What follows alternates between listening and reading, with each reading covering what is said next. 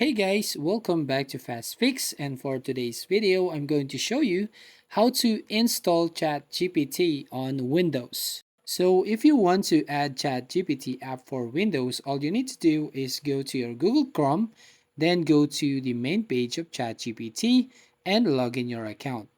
Now click these three dots at the top right corner of your screen, then click this More Tools, then click this Create Shortcut. Now right here, I want to name this one as ChatGPT, and then you need to make sure that you check this box, open as window. Now click this create button. Now finally right here, as you can see the minimize window of ChatGPT. Now go to this taskbar and right click this one and just click this pin to taskbar.